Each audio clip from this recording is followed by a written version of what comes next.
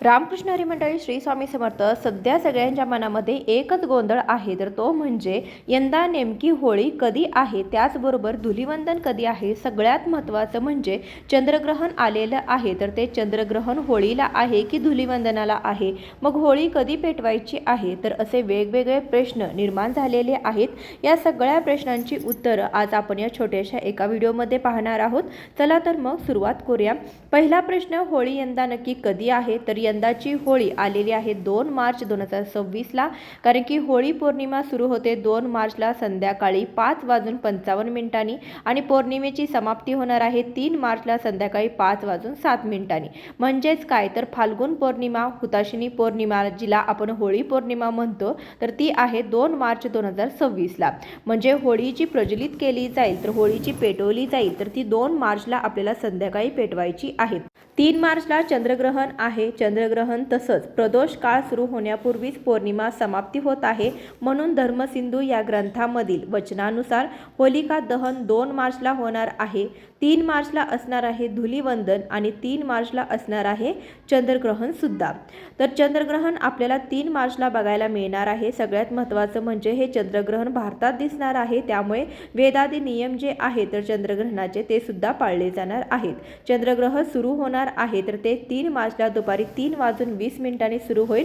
चंद्रग्रहण संपेल संध्याकाळी 6:46. ज्योतिषशास्त्रानुसार चंद्रग्रहणाचे वेदादी नियम महत्त्वाचे मानले जातात. वर्षातील हे पहिले चंद्रग्रहण आहे जे भारतातही दिसणार आहे, त्यामुळे सूतक काळही लागू होईल. वेदादी नियम देखील पाळले जातील. चंद्रग्रहण सुरू होण्याच्या 9 तास आधी सूतक काळ सुरू होतो. ज्योतिष आणि धार्मिक मान्यतेनुसार या काळात कोणतेही शुभ कार्य करायला टाळायला सांगितलं जातं. तर मंडळी, थोडक्यात इथे स्पष्ट होते की होलिका प्रतिपदन जे आहे, तर त्या अर्थात होळीची पेटवायची आहे, तर ती 2 तारखेला पेटवायची आहे. धुलिवंदन 3 तारखेला आहे आणि 3 तारखेला चंद्रग्रहण सुद्धा असणार आहे. म्हणजे चंद्रग्रहणाचा आणि होळीचा तसा काहीही संबंध नाही. हिंदू पंचांगातील शेवटचा आणि निसर्गाच्या परिवर्तनाचा साक्षीदार असलेला फाल्गुन महिना, या फाल्गुन महिन्यामध्येच ही होळी पौर्णिमा जी असते, तर ती हिंदू पंचांगानुसार चैत्र महिन्यापासून सुरू होणाऱ्या चक्राचा हा फाल्गुन हा 12वा म्हणजे शेवटचा महिना असतो. शिशिर ऋतूचा हा दुसरा महिना असून या काळात निसर्ग जुनी पानं गाळून नव्या पालवीसाठी सज्ज होत असतो. 18 फेब्रुवारीपासून फाल्गुन महिना सुरू झालेला आहे. या फाल्गुन महिन्यात जी पौर्णिमा येते त्या पौर्णिमेला आपण होळी पौर्णिमा म्हणतो. या होळी पौर्णिमेला सुद्धा निसर्ग जे करतो तेच आपल्यालाही करायचं असतं. होळीमध्ये जुने विचार जाळून टाकायचे असतात, नकारात्मकता जाळून टाकायची असते, सगळ्या निगेटिव्ह गोष्टी सोडून द्यायच्या असतात आणि नव्याने सकारात्मकतेला सुरुवात करायची असते. फाल्गुन हा वर्षाचा शेवटचा महिना असल्याने त्यात होळी आणि धुलिवंदन वगळता फारसे मोठे सण किंवा शुभ कार्यासाठी मुहूर्त देखील नसतात. म्हणून अनेकदा आपण उपरोधिकपणे म्हणतो की आधीच उल्हास त्यात फाल्गुन मास. म्हणजेच काय, तर शुभ कार्याच्या खळबळल्यामुळे काही जणांना हा महिना जरा अडगळीचा वाटू शकतो. तर आध्यात्मिक दृष्टिकोनातून मात्र हा काळ महत्त्वाचा आहे. फाल्गुन महिन्यातील पौर्णिमा आणि अमावस्या या दोन्ही तिथींना मनवादी तिथी म्हटलं जातं. मनवंतर किंवा मनवादी म्हणजे ज्या तिथीला सृष्टीचा पुन्हा आरंभ झाला असं म्हटलं जातं.